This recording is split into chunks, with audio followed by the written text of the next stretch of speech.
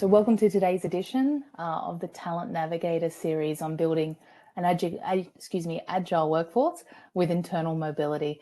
This instance is the third of a 5-part series exploring the talent life cycle and how to unlock the true potential of your workforce.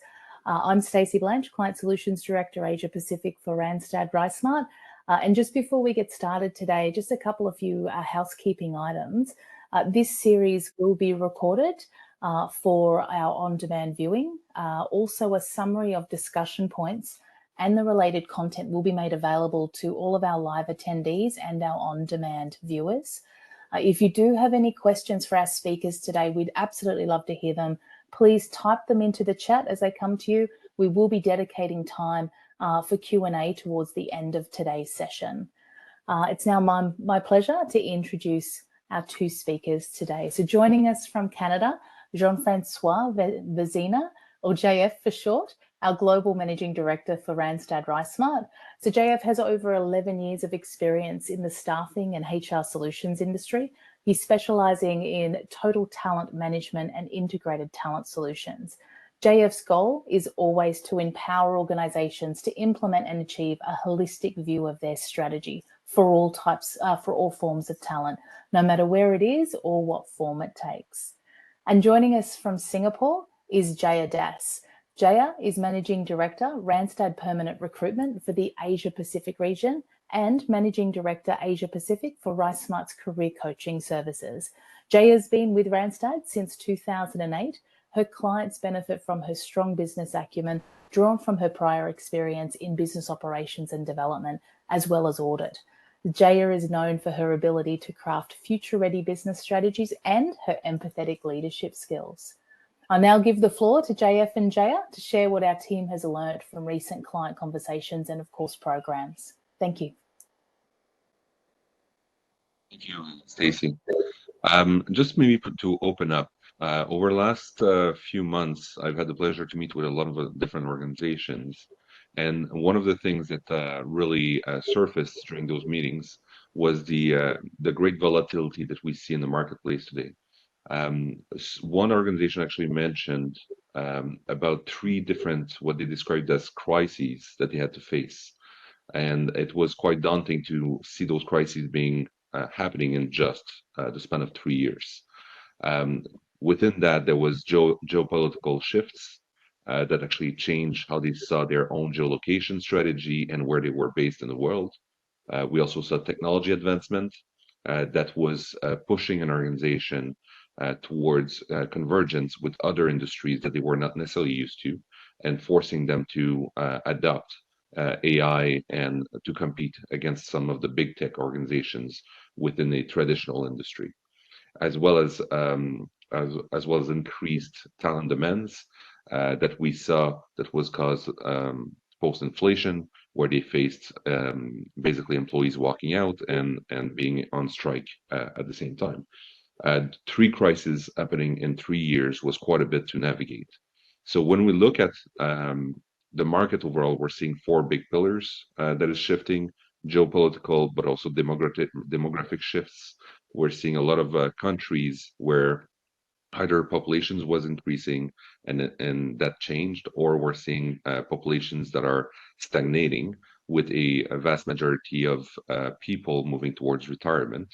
We're seeing also talent scarcity, which obviously the demographic shifts is not necessarily helping, but talent scarcity is also driving different demands. It is here to stay. We're not going to see less scarcity in the future. If anything, we're going to see more, especially with the convergence of skills required for the work of tomorrow. And that also drives demands. We talked about being a service industry or being a service economy. As in the past, we're more and more moving towards an experience economy. And new employees are looking for that experience, for that people experience across the cycle. Productivity pressures as well. Obviously, a lot of the costs, we're all feeling it. Organizations are feeling it as well. Lots of the costs increase, but the demand on profitability stays there as well. So that puts different types of pressures on productivity. And again, technology advancement. We're seeing the automobile industry, for example, moving from being a car manufacturer to now in the EV battery, but also in the cloud connected products as well. We're seeing pharma industries having to adopt AI and cognitive AI to be able to fast track research and development and having new products coming to markets as well. Those are all different pressures that organizations are feeling, which changes the view on skill sets required for their business today, but also the skill sets that they may require for the future tomorrow.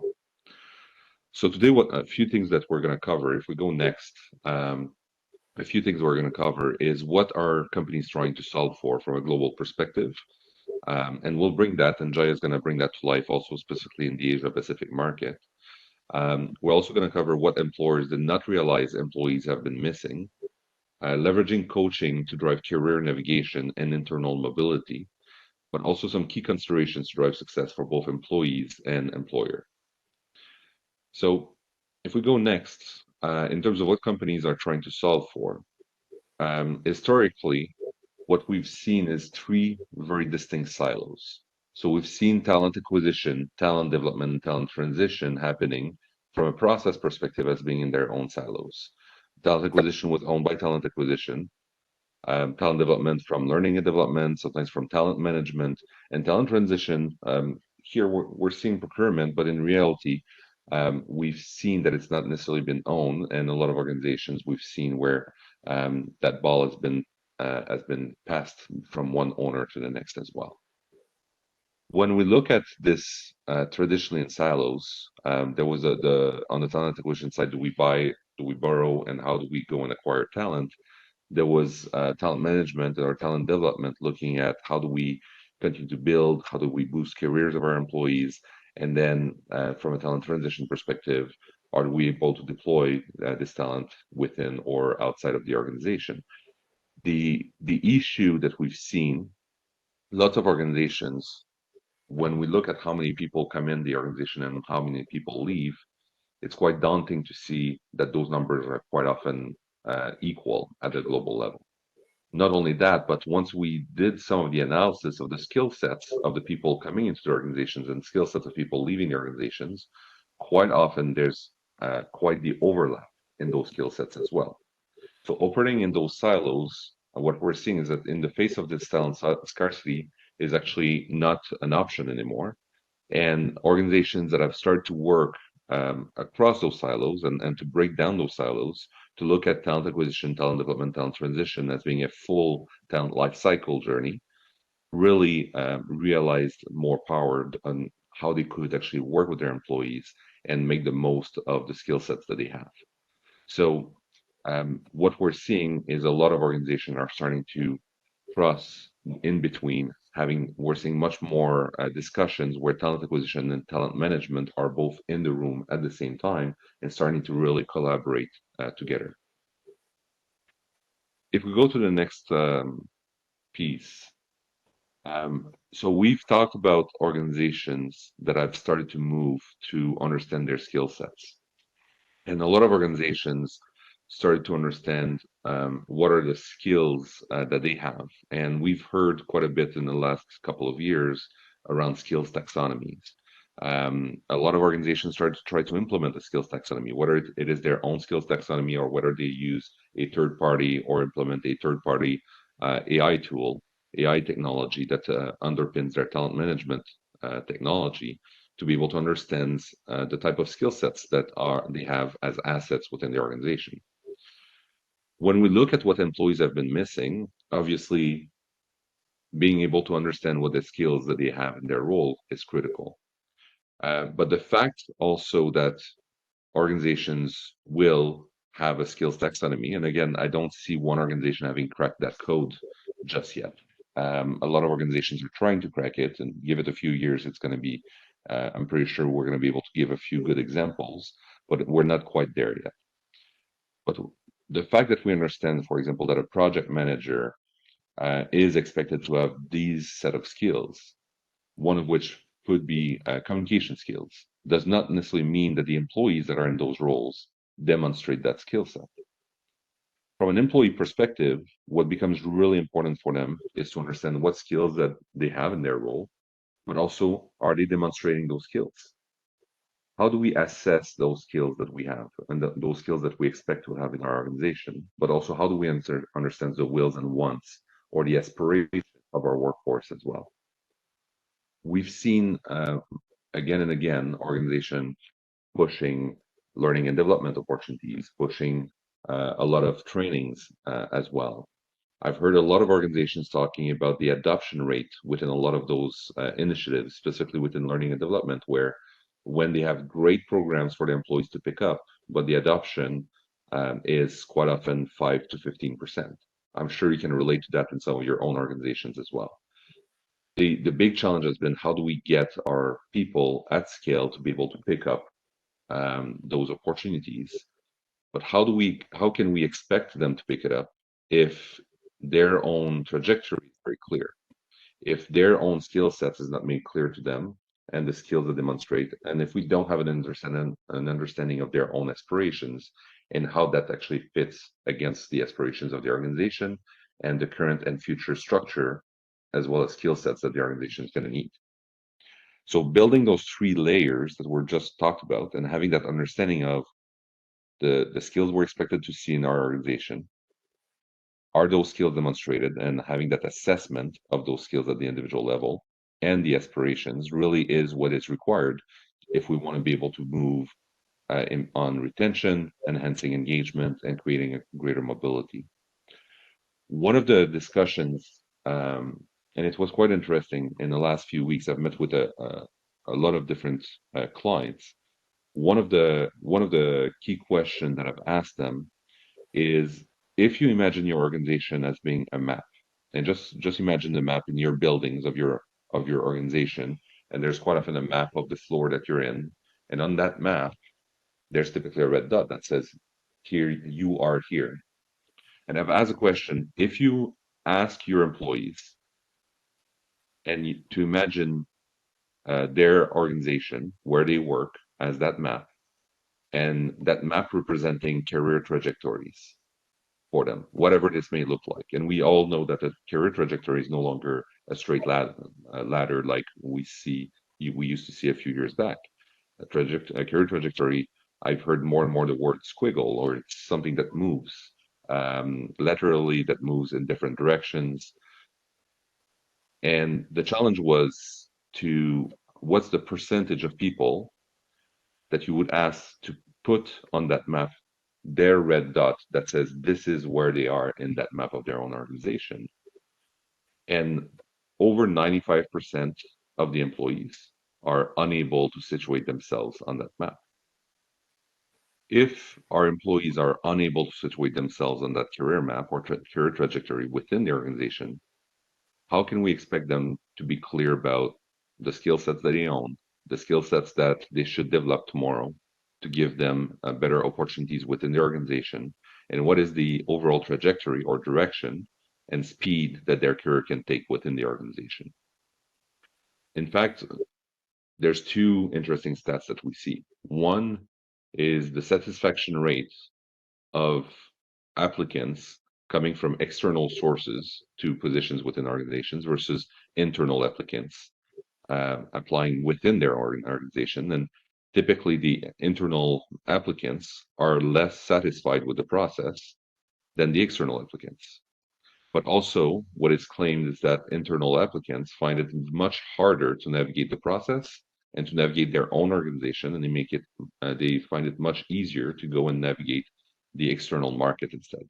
And the external market, they have a lot of resources. They get called by recruiters quite a bit, and those recruiters will volunteer a lot of information about the market, about what is they can expect, and will obviously lure them to another organization.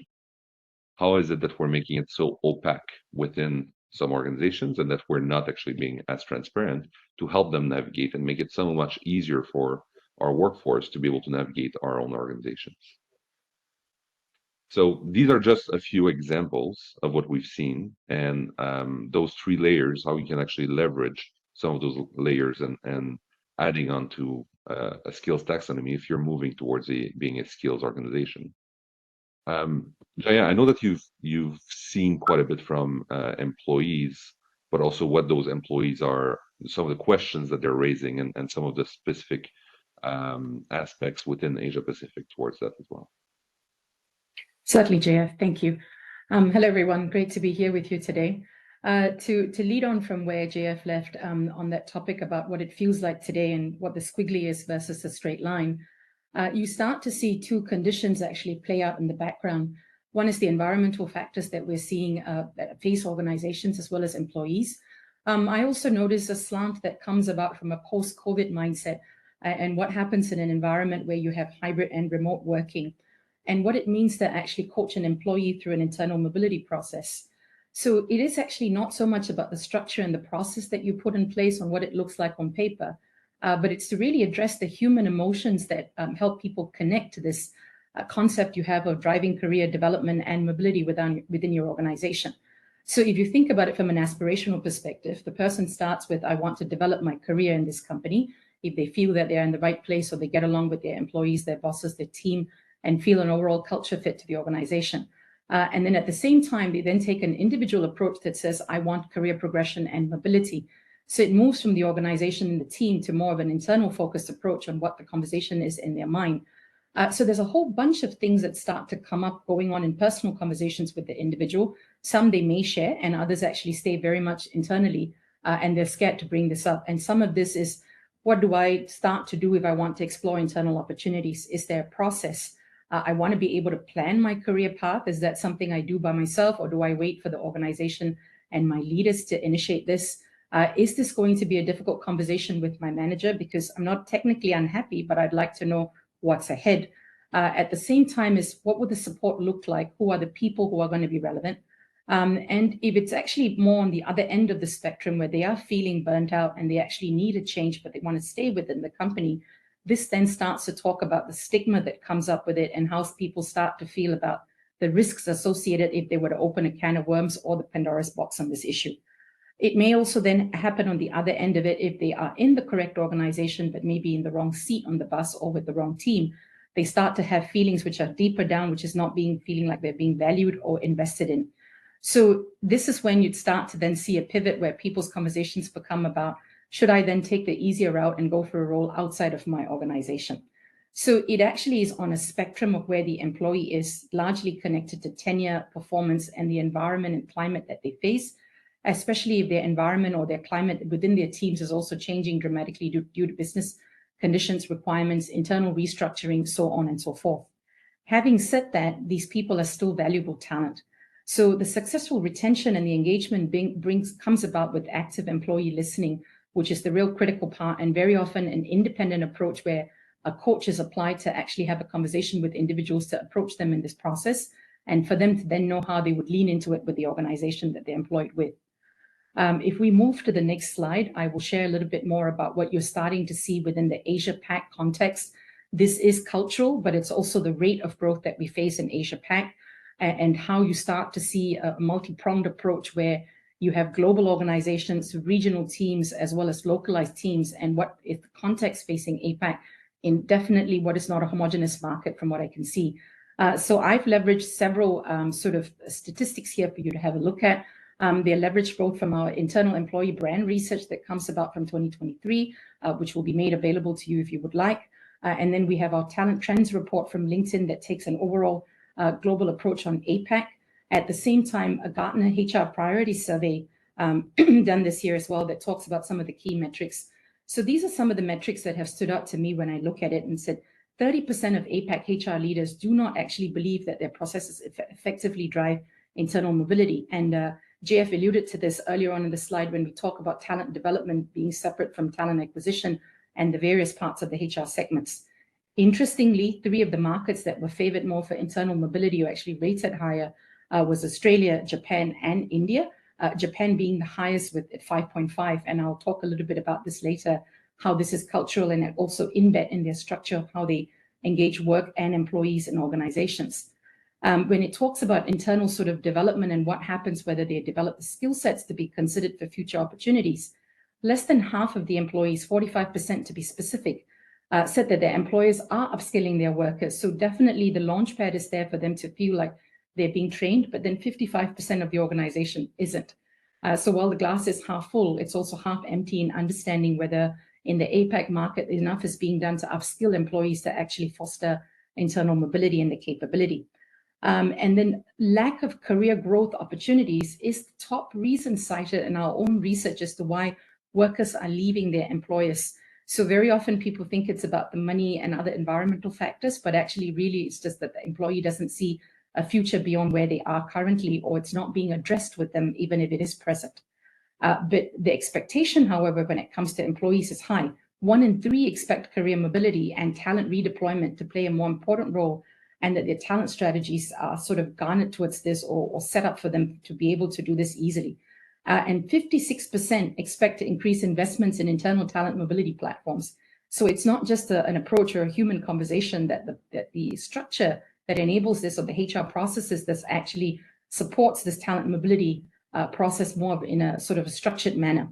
And the annual average rate of internal mobility in Asia-Pac has actually increased, interestingly, by 15% in 2020.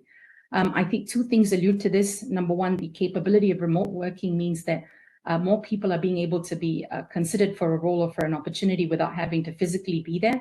And in APAC, with the talent scarcity that you see, there's more and more of these conversations that are popping up. But largely, this is driven by a demand and supply situation. These are sort of the main factors that pop up in an APAC environment in terms of where both HR and internal employees rate when they look at internal mobility as a subject. If we move to the next slide, I would like to also highlight to you the main key parts in terms of sort of things to focus on when it comes to challenges to internal mobility. One of the biggest ones I've personally witnessed, both from talent talking to us about this when they come in for opportunities for roles, as well as clients actually experiencing this internally from a HR perspective versus line manager, that very often in APAC, it's an experience-based hiring culture. There is still quite a matriarchal or a patriarchal culture present in a lot of organizations. And what you start to see is that resumes, or actually internal talent, is judged based on where they are with their experience more set than their skill sets. So skill sets are not being looked at, but resumes are looked at as how much years of experience have you got, and have you done this before versus can you transfer into this role. So tenure and credibility play a larger part rather than competency if you look at it. The next big deal breaker is the salary disparity. So very often you would hear employees, and the reality tends to match, unfortunately, where they say, if I left my current organization, what I would garner for the same role elsewhere is it's significantly a chunk higher. So usually if I stay internally, it's in the single digit or in the low double digits. But if I were to move, I can actually look at a significant jump, maybe even up to double or more. And this is something organizations need to address, because if you lost this employee and you were to rehire from outside, actually look for external talent, you will be paying the same parity difference as well when you actually bring in talent as well. So there's a worthwhile argument to say about bridging this talent, or rather the salary disparity that you see with your existing talent, to make it equally competitive or sort of viable for them to stay on. Talent mobility friendly processes, this is actually significantly lacking as well, where internal hiring is somewhat sort of kept separate from looking at what the mobility pattern looks like of existing talent within the organizations for open requisitions. The other one that I see really stand out is actually the stigma of what happens if I were to have this conversation. Existing hiring managers are not exactly prepped or trained to be able to talk to their talent about looking at what else they could do within the organization. And it becomes a question of, if I were to entertain that, I would lose the person, and therefore it becomes a problem to backfill. So I much rather not entertain this conversation or encourage the employee, which actually leads to them leaving in the long run versus retaining them in the organization. Culture fit and relationships in APAC, the fit to the organization and the people tends to be more critical than actually the actual role or salary or the development. So paying attention to the employee's connection to the organization and engagement is equally critical. One of the prospects you see in APAC, in our next slide, I can highlight that to you a little bit, that you start to see a structure that's actually inherent in 2 folds of internal mobility in APAC. Number one, a lot of organizations actually take young talent from universities to put them through a management trainee program. Sadly, usually this is in the first year of their life cycle of employment, or maybe up to 2 years, where they're put through various divisions, they're rotated, And once they pick a specialization, the mobility capability actually stops. The idea is you stay and do what you need to do for the long run. But then if you think a little bit about what's happening with the generations, is that they actually expect to be rotated in their lifetime of their career to do different things and not just specialize in one area for the rest of it. If we look at the Japanese culture, which we saw the statistic earlier with Japan rating the highest for internal mobility, it's culturally inherent for them that they actually hire an employee for a lifetime. So if I were to start a Japanese employee in an organization, they expect to stay for a lifetime in the same organization by actually rotating functions within the organization based on transferable skill sets and not necessarily experience. So I could go from a finance role to a marketing role to a strategic role to a HR role and so on and so forth over a period. So you start to then see what this means in the expectations of employees, where Gen Z employees generally value diverse learning programs and opportunities to rotate their career for internal mobility, and actually want to be recognized for their transferable skill sets, as well as being able to move across as talent across the company into various functions. So there is a larger expectation to actually take on different career types or functions throughout the lifetime of a career if you plan to retain an employee within the organization. Moving on to the next slide, we will also look at what happens in terms of talent retention at the mid-level.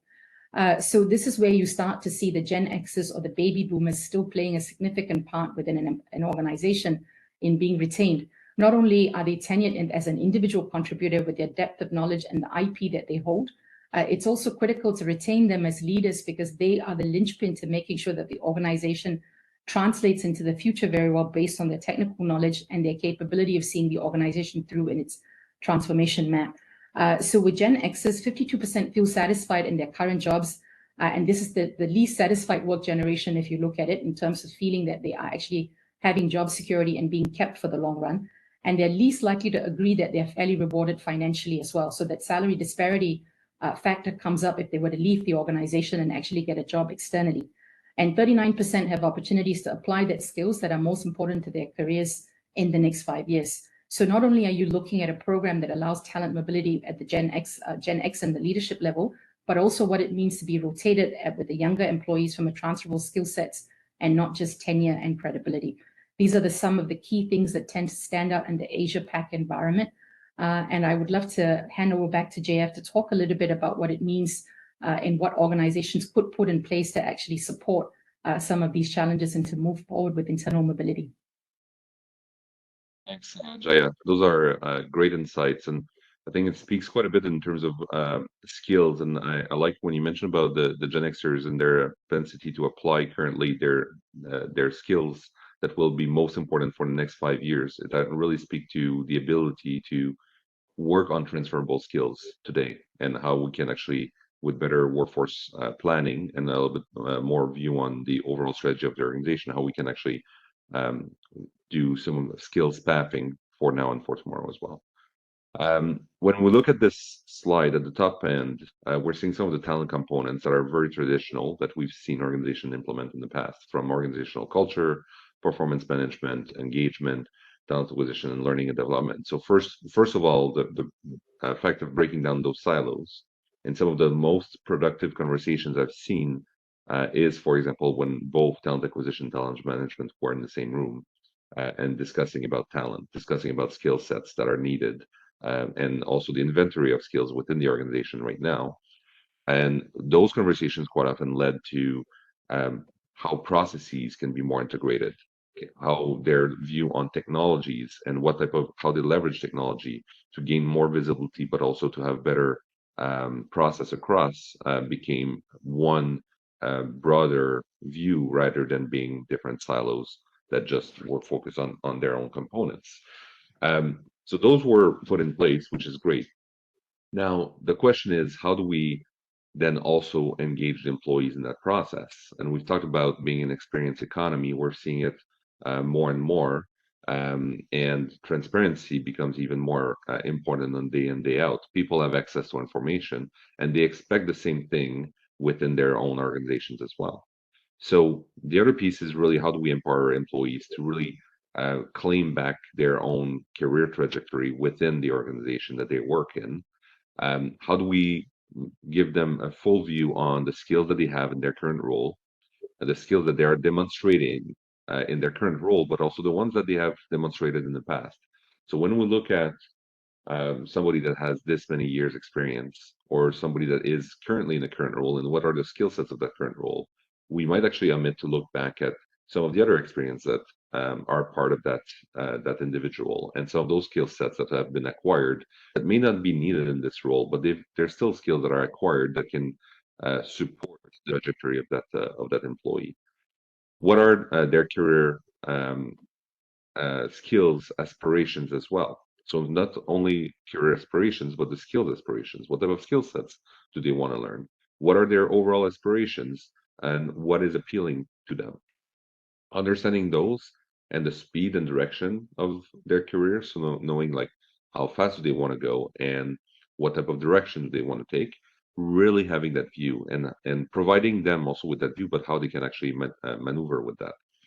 Once we have both ends of the spectrum, both the top and the bottom, so we've got all of the I guess the traditional aspects of HR put in place, but also we've taken the time to break down those silos and look at total talent employee life cycle.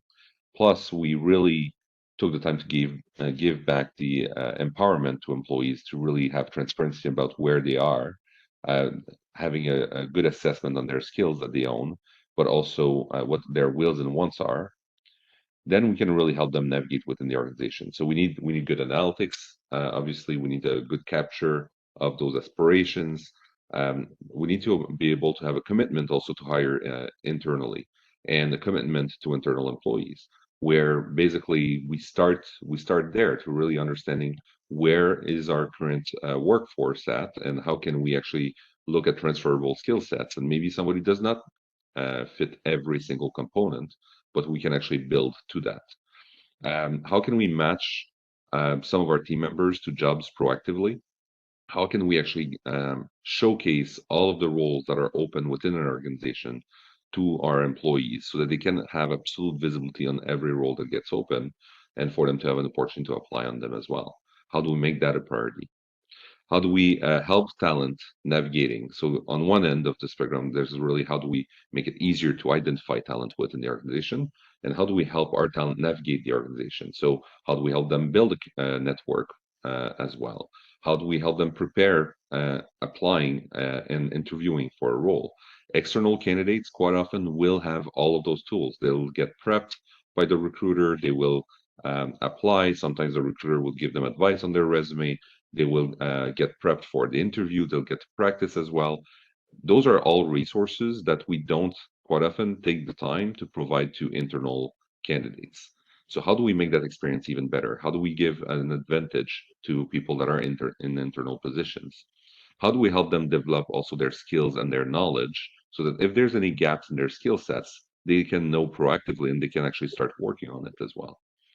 The other piece that we've seen that's really critical is to navigate an organization, talent and the workforce at scale. To be able to do this well, they need to be able to have advice. They need almost that co-pilot of their career and that career coach that provides them with that navigation. So that's the piece that we've also seen. And Jaya mentioned about all of the questions that employees may have during their tenure within an organization, and they don't have the answers to those. And quite often it could feel threatening to go to their manager, and sometimes there's some questions that are not comfortable asking the organization, either going to their leader or going to HR. How do we make it very easy for them to navigate the organization again? So that's the experience piece that we've been talking about. If we go to the next slide, what we've seen, and I know we're running a little bit long on time, so I'll try to keep it short, but we've seen pretty much 6 aspects to enable internal mobility within organizations. One is leadership development. So support and guidance from managers is key, and leaders within the organization. We have seen in many organizations where the one of the secret is for leadership to actually support this, but it can be threatening for a leader or for a manager when somebody in their team raises their hand and says, you know what, I'd like to go to a different team. And quite often they could see it as a strike against them. They could see it as something that is not that is against actually their capacity as a manager, when in fact it should be celebrated as a success. So how do we train our leaders around this? How do we develop them? But also, we've seen that leadership development and leadership coaching becomes quite important to help enable that. And there's 2 to 3 layers of leaders that are critical to support this and really take it at heart to help their employees grow within the organization. The other piece is about helping employees building their own internal network. That's one of the keys. When people look for a position outside or externally, they're gonna get their network to work for them. How do we help them build that network internally? How do we help them get in touch with key leaders or key employees in other parts of the organization so that they can actually have that close-knit network and they're able to ask questions, to uncover different opportunities, but also they can get that key support when they're going to look for that new position internally. Growth. So we talked about skills.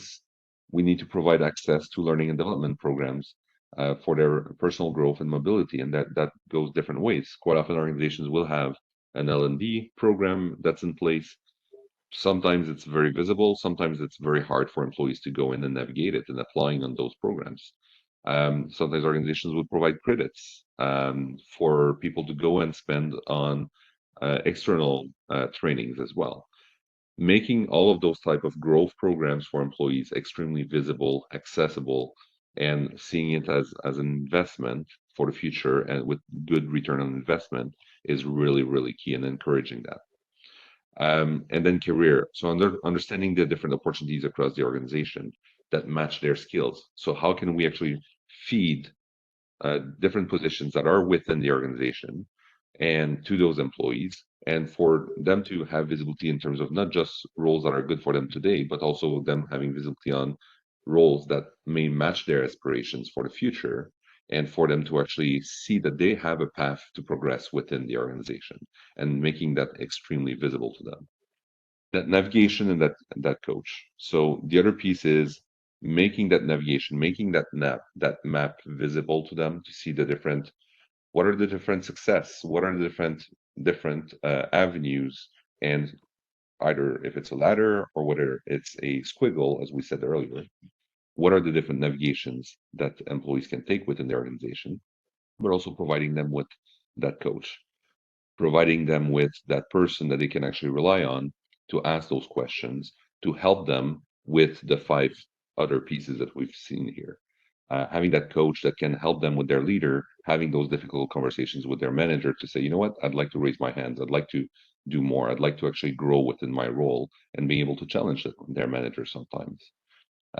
Also for them to be able to navigate their career, their growth, and building their network, and somebody that can support them. We've seen that organizations that provide a coach to all of their employees to help support that have increased their internal mobility, but also have increased drastically the level of engagement, both of the people that did take up on the coaching, as well as building an aura around those people around them as well. So those are the 6 building blocks, or 6 Lego blocks, if you will, that I'd like to leave you with, and to see what can you start with. One thing that I'd like to say is that building the technology ecosystem is going to take time. Coming in and putting AI in place that's going to help you do that, that's going to take time. The one piece that you can always do today is to support your employees through that human touch and working with all of your leaders to provide that visibility, having the right conversations, and being able to provide that navigation and that coach to your employees as well. Those are the 3 things that we've seen that no matter what, every organization is able to do to move the needle. Jaya, anything that I may have missed on this before we turn to Q&A? Not at all, Jeff. I think you're right on the money about the bits and pieces of what companies face versus employees. I think it's now about bridging the gap and understanding where the organization is on the journey with themselves. Yeah, absolutely. Wonderful. So Thanks, Jaya. we're close to time, and Stacey, I think we got a couple of questions as well. We do. Hannah has posted a great question, and relating to that slide we were just on, JF, around the 6 building blocks of employee success. Hannah's asked, what are some tips for HR talent who are coaching leaders to empower them to have these discussions with staff?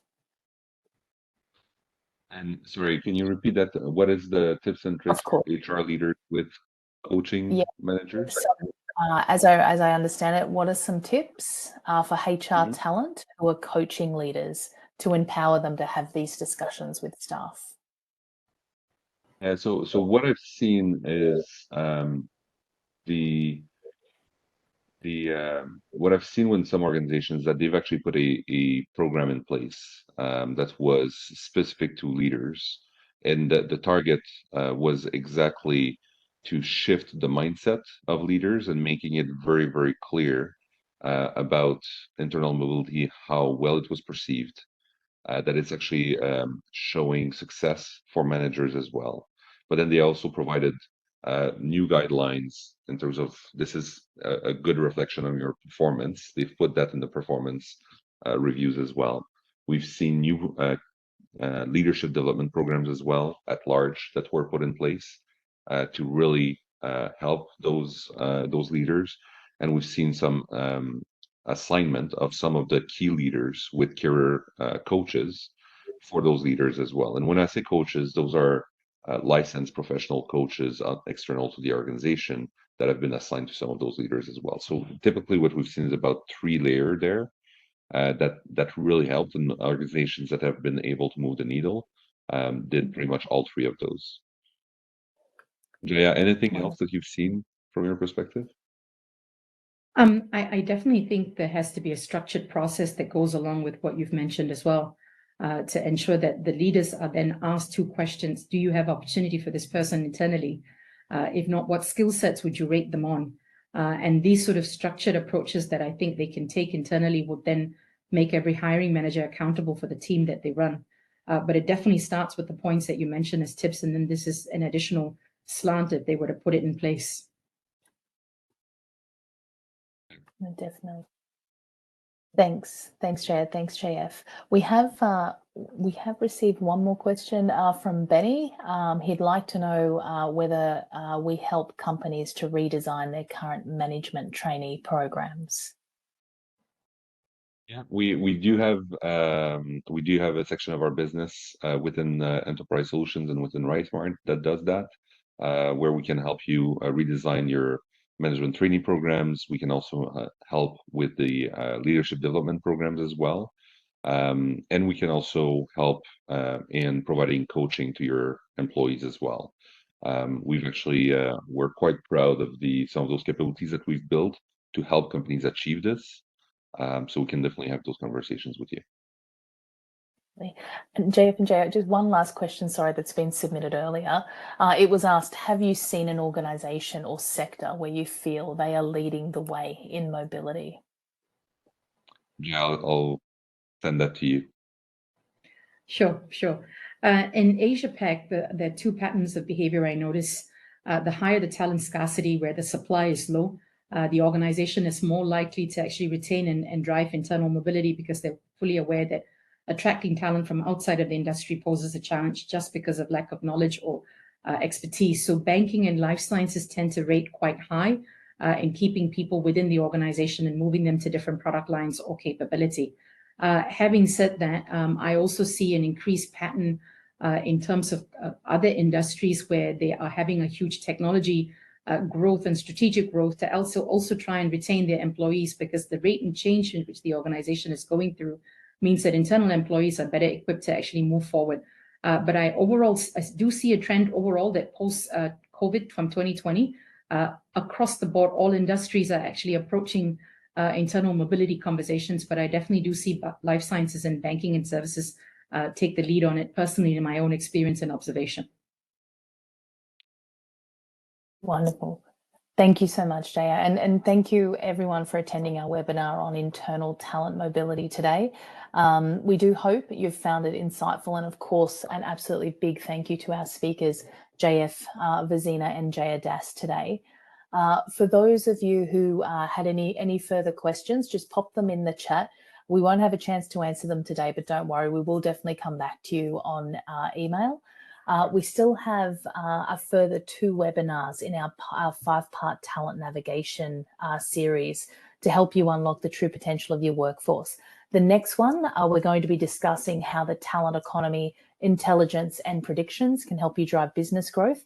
And the final one looks at people experience, talent marketing, and the relationship value proposition. If you haven't already, we really do encourage you to register for both of those sessions. Of course, you'll also receive a copy of today's recording and a synopsis of what we covered. But thank you so much for everyone for joining today.